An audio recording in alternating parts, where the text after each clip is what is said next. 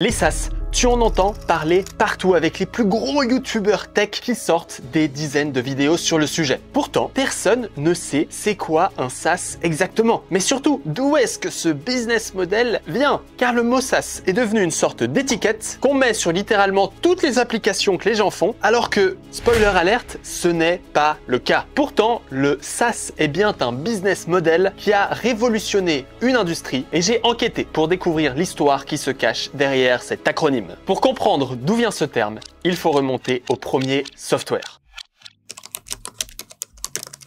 Déjà, qu'est-ce qu'un software? C'est une application que tu retrouves sur ton ordinateur. Il y en a deux que tu connais très bien. La première, c'est Photoshop et la deuxième, c'est Microsoft Office. Les deux sont sortis dans les années 1990 et ils possédaient le même business model. Comment, d'après toi, Photoshop était vendu quand il est sorti en 1990? A, avec un abonnement.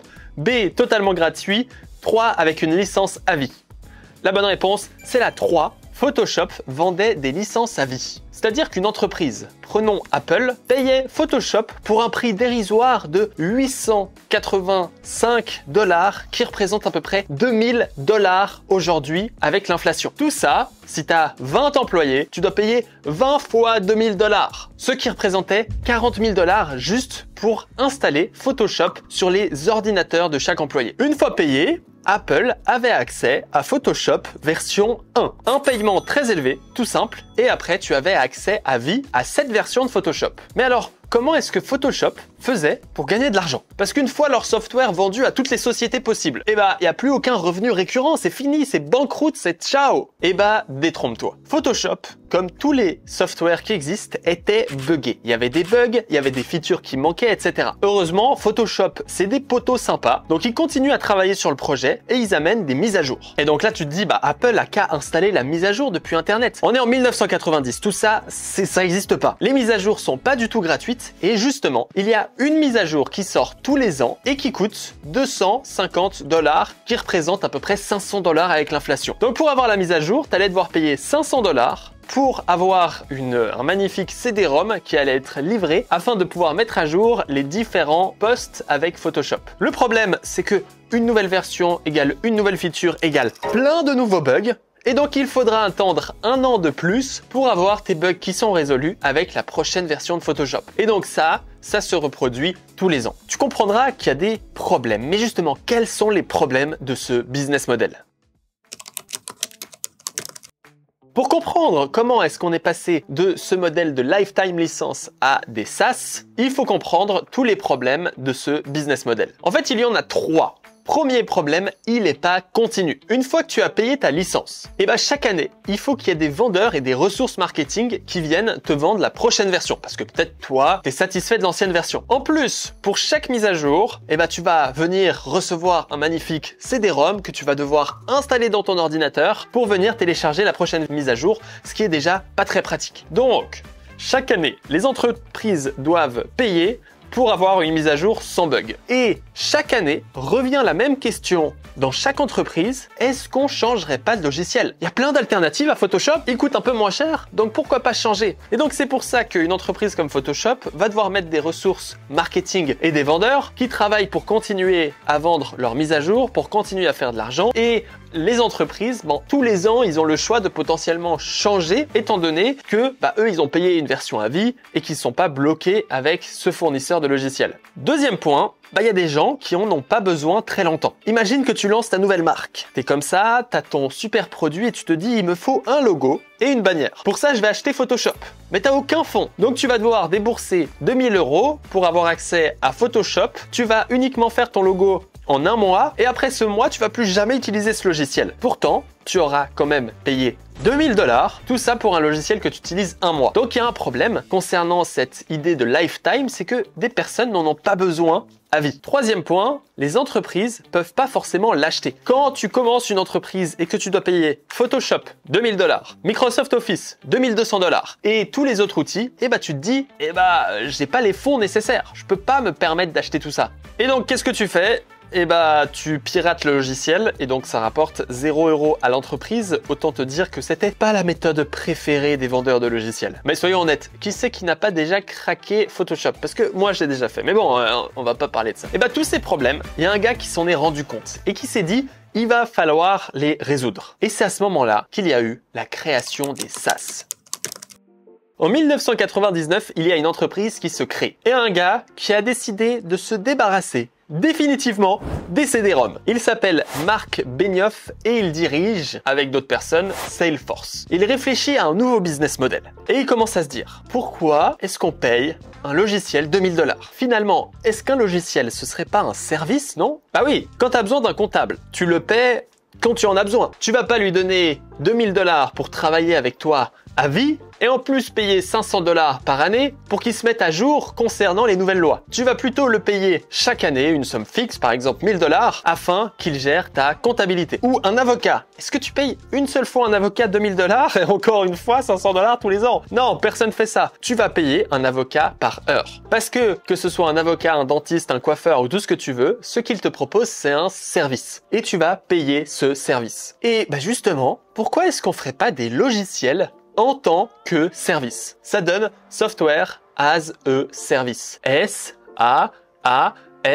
SaaS! Boum! La création du modèle SaaS est arrivée. Au lieu de penser les logiciels comme une chose que tu vas payer qu'une seule fois, on va les penser exactement comme un service, comme un avocat, comme un médecin, comme tout ce que tu veux. On va plutôt payer tous les mois, tous les ans ou juste tout simplement à l'usage qu'on en fait et avoir toutes les mises à jour gratuitement, un peu comme un médecin, et ben il apprend continuellement des nouvelles choses. C'est donc une transformation fondamentale de la manière de distribuer un software en utilisant le pouvoir d'Internet. Car Salesforce était une des premières entreprises, pas la première évidemment, qui a publié son logiciel 100% sur Internet. Au lieu d'avoir les mises à jour que tu devais mettre dans un CD, qu'ensuite les gens devaient acheter afin de pouvoir rentrer le CD et mettre à jour, tu as maintenant les mises à jour qui sont stockées sur un serveur et chaque fois que l'utilisateur a envie d'accéder à ton logiciel, il télécharge toujours la dernière version de ton code. Ce qui permet de pouvoir mettre ton application à jour, pas tous les ans, mais toutes les semaines, voire tous les jours, ce qui était évidemment une révolution à l'époque. Tout ça, c'est donc une évolution technique qui a permis de venir modifier le business model en passant d'un business model de licence au fameux business model de service ou de software as a service. Mais il y a un énorme problème. Beaucoup de personnes pensent qu'un SaaS se définit simplement du fait que tu as une page avec un bouton paye 14 € par mois et boum, tu as un SaaS. C'est tout simplement un abonnement mensuel. Le problème, c'est que c'est pas du tout ça. C'est une grosse étiquette qu'on a mis sur les SaaS qui représente uniquement le haut de l'iceberg. La vraie définition d'un SaaS est beaucoup plus simple et compliquée à la fois.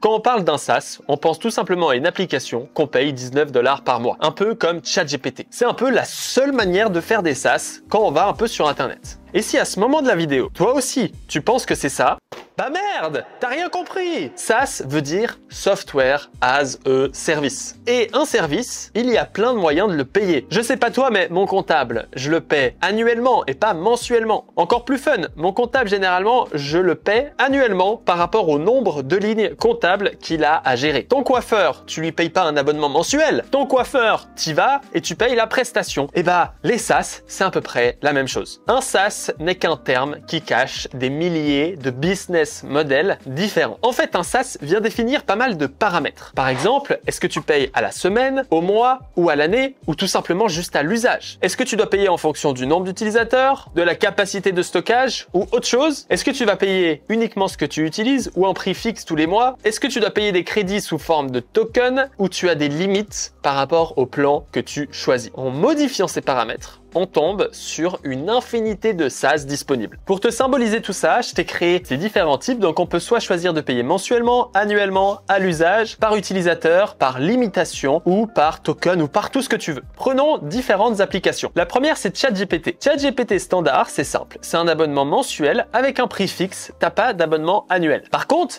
ChatGPT Team, c'est mensuel par utilisateur. Donc c'est un peu plus cher, 25 $ et tu vas le payer par utilisateur par mois. Par contre, par exemple OpenAI API, qui est aussi un SaaS, exactement comme ChatGPT, et bah cette fois tu vas payer à l'usage en fonction du nombre de tokens utilisés. Tu vois que moi par exemple j'ai payé 61 $ ce mois-là, et ça dépend du nombre d'usages que je fais. Et c'est pas un abonnement au mois comme ChatGPT. Pourtant, ça reste un SaaS. Ensuite, j'ai pris l'abonnement de CleanShot X. C'est intéressant parce que eux, ils ont une offre qui n'est pas un SaaS. Tout simplement, tu vas payer 29 $ en one-time payment et ensuite tu dois payer 19 $ par année pour avoir les mises à jour. Exactement comme je t'avais dit juste avant. C'est-à-dire que tu peux payer uniquement 29 $ et jamais avoir les mises à jour et t'es tranquille, ou sinon tu vas repayer 19 $ par an les updates. Par contre, ils ont un deuxième plan qui est cette fois App plus Cloud Pro qui te permet d'avoir plein d'avantages en plus, ou cette fois tu vas payer un abonnement mensuel ou annuel par utilisateur. Tu vois qu'ici c'est 8 $ par utilisateur par mois si tu payes annuellement ou 10 $ si tu payes mensuellement. Ça, c'est un SaaS. Un autre exemple intéressant, c'est Bannerbeer. Eux, ils font un abonnement mensuel et chaque mois, tu payes pour le nombre de tokens que tu vas avoir. Par exemple, ici, le Automate, il t'offre 1000 tokens, alors que le Scale, il t'offre 10 000 tokens et que le Entreprise t'offre 50 000 tokens. Donc, tu vas payer en fonction du nombre de crédits que tu utilises, tout en gardant un business mensuel. Donc, c'est mensuel par token, c'est un peu différent. Ou on aura par exemple Riverside qui ont créé une sorte de business model où c'est mensuel ou annuel. La principale limitation, c'est le nombre d'heures que tu fais de vidéos. Par exemple, en gratuit, tu peux faire 2 heures de vidéo, alors qu'en standard, tu peux faire 5 heures de vidéo par mois et qu'en pro, tu montes à 15 heures de vidéo par mois avec évidemment quelques features en plus, mais c'est encore une fois un business model différent qui répond à des besoins différents. Tout ça, comment trouver son business model, etc. Si tu es à ce moment-là de la vidéo et que tu es intéressé à créer des SaaS, tu retrouveras dans le premier lien dans la description Now.js, ma boilerplate, qui vient avec de nombreux cours pour trouver son business model, pour comprendre Stripe, etc. Je te laisse aller regarder ça, c'était le moment sponsorisé. Voilà, tout ça pour te montrer que derrière le mot SaaS, c'est un vrai iceberg qui se cache et il y a énormément de business models à inventer. Et il faut être innovant dans la manière de gérer ton pricing pour répondre aux besoins de la meilleure manière possible. L'avantage, c'est que toi, tu as enfin compris qu'est-ce que ça voulait dire SaaS, mais il y a sûrement beaucoup d'amis à toi qui ne l'ont pas encore compris. Et donc, ce que tu vas faire maintenant, c'est que tu vas partager cette vidéo à 2 amis à toi qui n'ont pas compris ce concept. En moins, ils pourront enfin comprendre toute l'envergure du décor derrière ce mot qui a été torturé depuis plusieurs années. Ou si tu as la flemme, tu peux tout simplement regarder cette vidéo dans laquelle je raconte l'histoire de GitHub et tu peux t'abonner et me mettre un commentaire, c'est le meilleur moyen de soutenir cette chaîne. Par exemple, si tu as regardé jusqu'ici, inclus le mot poisson-chat dans ton commentaire, comme ça je saurai que tu es un vrai. On verra ce que ça donne. Je vous souhaite une bonne fin de journée. Ciao, ciao.